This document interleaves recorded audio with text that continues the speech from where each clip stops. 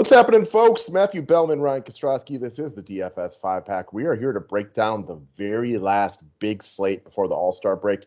We'll come on tomorrow and talk about the two-gamer, but this is really it for close to a week, guys. So get your fill in tonight.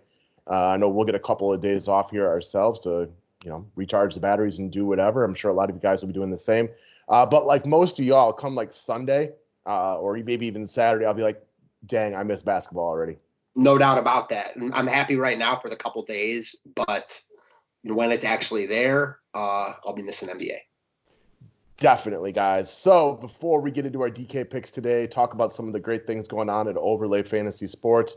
Nobody crushed the jackpot last night, guys. The $22 contest, get your money in. Go out there and try to win it. It is monstrous right now, over 10K. We're at exactly 10.5 at this current moment. Go 12-0 in the $22 contest, and you will be, well, not rich, but you will have yourself a very, very good day. A couple of other things that they're featuring. Go 0-12, win $500. Not bad if you can find a way to suck that bad, which is still really tough to do. And, of course, don't forget about the Slump Buster Challenge. Playing the same contest 20 times, it could be, over a week or several weeks or whatever it might be. Don't cash once. They will refund all of your money for you. Can't beat that. Obviously, it's the only offer like that around the industry.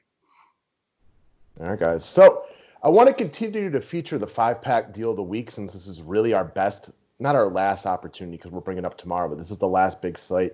I know a bunch of you guys took advantage yesterday. This is one of the best deals we run all season long. It's the MLB Only preseason sale. I'll talk up my boy Matt over there, probably watches more baseball than anybody who's not like a MLB manager or something like that. Multiple $50,000 wins last year. We will tell you guys and we will help you, train you to play a little bit more contrarian in the game of baseball. It is the way to get to the mountaintop when it comes to MLB. Right now, instead of the normal $99, you get it for $69. You will get 10 free days of NBA. I will not be counting the week off or whatever we get for the All-Star break. So you get 10 free days of NBA. You get 30% off, and all you are is getting rewarded for signing up for the MLB Only package real early. All done through the website. The link is below. Let's get it, guys. Can't beat that offer either. All right, guys. So let's move along down the line. So when I popped open the slate, there was a couple of bigger money players I was checking out right away, but Trae Young really just jumped off the screen to me as a guy that I have a lot of desire to put into my rosters this evening. For my money, personally, he works for such a wide variety of reasons. One, Bellman's Cleveland Cavaliers are just right at the bottom of the league when it comes to defending the point guard position. They're not good at it. Trae Young should be able to go do whatever he wants tonight. I think in their only matchup this year against Cleveland, he definitely topped the 60 threshold, if my memory serves me correctly. The overall game right here of a 233 and a -1, this is an excellent looking line if you're trying to shoot your shot in DFS today, guys, in this Hawks versus Cavaliers matchup. The other thing about Trae, there ain't a lot of guys at this 10K price tag, give or take, that have like big GPP value this routinely. In 5 of his last 10 games, this guy's got monster value going 6 to 7x those times. He's got a huge usage rate. Also, this is the last game before the All-Star break. Like, you want the win, especially if you're a young, reeling team like this. He's going to play, I would assume, as many minutes as he can handle tonight. For sure. Excuse me, an island game in the true sense of the word because they have off for so long after this. Hard not to like Trae Young here. Definitely a guy I was looking at hard when I first opened the slate. I do also like this game. We're going to bring up someone else from this game. I think this is my favorite game from like a game stack perspective. And as always, Trae is the top piece of Atlanta. Yeah, this kid's good. This guy can absolutely ball, can't he? Mm-hmm. Well, on the offensive end, for sure. Yeah, he's no Bruce Bowen or anything like that. We won't give him that. So let's go take a look at the Charlotte-Minnesota game, which also has a couple of appealing pieces on both sides of the ball right now. And I'm looking at P.J. Washington. So we talked him over the other day. He was okay. Nothing special, nothing bad. He just kind of, meandered into okay value, but definitely left you looking for a little bit more. With MKG and Marvelous Marvin gone, the minutes for him are truly secure right now. We've talked about Charlotte a lot this year. They have a very deep bench with guys like, Bacon and Monk and Williams and MKG, like guys who would play 20 minutes in back-to-back games and then wouldn't play at all. They've been all over the board. With the loss of these guys, the minutes for Bridges and Washington have not been so secure. Biyombo's basically been out of the rotation since mid-January, so it's not a guy you're worrying about there at all. I feel like Washington is a good place for a safe floor today. However, if he can get things rolling on the offensive end, because he's been in a bit of a slump lately, I think this is a legit major upside spot that we could get from him one of these games. No way to know if it's tonight. I don't hate the matchup with Minnesota, but one of these days, PJ Washington is going to start shooting that three ball. Early young guy like this, he's going to have his ups and downs, but he is a 38% three-point shooter who hasn't made a three-pointer in weeks now. If you were to make a three-pointer early tonight and get his confidence rolling, I think you might see some legit really good upside here. And worst case scenario, he's still a guy out there collecting numbers for probably 30 to 35 minutes tonight. Yeah, seems like he's a guy that's popped on our radar a bunch recently, and it just makes sense. Not many guys at 4,400, average GPP value. He's averaging 25 DK points, and you'll take that all day, twice on Sundays at this price point. And I like your call about the upside game. No way of knowing if it comes tonight, but one of these games it's coming because he is a guy that I've seen put up upside multiple times this season. When his three ball is falling early, he gets in, kind of a comfort zone. I'm not saying it's going to be tonight, but why couldn't it be tonight? I like this game for offense as well.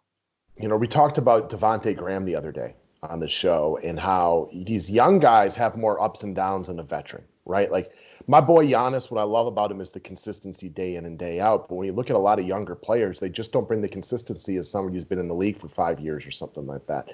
So we're hoping for the upside, but to know that the floor there feels really, really safe. And Graham was another guy, like you could see it coming, and then he was solid for us the other day. It's kind of how I feel Washington today. If he's not great, okay, fine, we'll live with the 20 points. But if he gets rolling offensively, like 35 is like really reasonable. For sure. All right, moving on down the list. Let's go to the other side of that game that we talked about with Atlanta-Cleveland. Your boy Collin Sexton, and one of the things we discussed the other day, like if you started to list the players averaging 20 or just under 20 points per game for real life this year, I don't think Sexton would get mentioned a lot. Since Clarkson left, this guy has been beyond consistent. He actually gets a price decrease today because Cleveland got absolutely blown out by the Clippers the other day. He lost about 10 minutes a run, give or take. Now he's matched up with an Atlanta team that is nothing but a smash spot. He has 6 extra better in 5 of the last 9. And, we talked about this too. He never gets the love he deserves on DK. Yeah, I mean, I'm just going to go right back to that point. He never gets the love he deserves anywhere. I'm not going to call him like a great real-life player, but it's hard to find a guy that can consistently get you like 20 points per game. He's top 10 in the East in scoring since you talked about that Clarkson trade. It's impressive. He definitely has stuff to work on in his overall game, but he's really young. He's shown me a ton of buying signs this year. We talked about Trae Young and kind of alluded that we're going to bring up someone on this side. It's hard not to like Sexton here. I like him quite a bit. I don't want to call him my favorite piece of Cleveland, but he's right up there, especially if Kevin Love doesn't play. Just opens up more usage for him. I like him a lot here. And honestly, it sounds like Kevin Love is trending towards not playing. So this just, again, it's another guy going to require more shots. We'll talk about all the Cleveland characters we're looking at tonight on the Members Only show. If you want that, come sign up to be a member, whether that be for MLB Only, monthly, lifetime, you name it, they're all available to you. Let's move on over to our last pick of the day, which is going to be Chris Money Middleton of my Milwaukee Bucks, heading to a reeling Indiana right now. They're going to roll without Giannis again tonight. Birth of his child the other day, sitting him out again tonight, not rushing back to play in this one. So congratulations, Giannis. But all this does is put Middleton in another spot to succeed. Price tag is up there right now at 8,800. This guy is feeling it right now. And if you don't watch the Bucks as often as I do, no surprise right there. His shot looks real pure right now. He looks absolutely locked in both offensively and defensively. Milwaukee wants to end the first half on a positive note. I expect this to be a competitive game tonight. I think we could see 36, 37 minutes of Middleton. And because this is more of a half-court type of game, if Indiana gets to dictate pace at all, that's where Middleton can excel. He's not a guy that really loses value when they slow down the pace. Yeah, you talked about this game and how Milwaukee wants to end the note with a win. Who doesn't want to end the first half with a win? I think this game is much bigger for Indiana. I think this game is going to be very competitive. I actually think Indiana wins this game with no Giannis. I think it's a very close game. That's all we care about. Middleton is pricey. I don't view him as a must in this spot because he is pricey and it isn't a high-paced game. He's a cog in the machine type, even at this price, because you talked about he's playing really well. He's been very good when Giannis has been out. There's nothing not to like about him here. Yeah, I haven't gone back to look at the numbers, but my guess is he's averaging a shade over 50 DK points when Giannis has missed these games this season. And yes, Indiana is not a perfect matchup, but either is Sacramento or Orlando, and he just balled out against both of those teams. So he should continue to play well tonight. And you're right, everybody wants to win these games. So I expect a fully competitive game right here. Give me 36, 37 minutes, and Middleton is the man, and I feel pretty confident that he'll find a way to give you, at the very minimum, a solid floor this evening. For sure. All right, guys, that is what we got for today. Go grab that MLB package. We will be talking overlay after we do our members only video. Have a wonderful hump day, and we'll see you soon. Thanks, guys.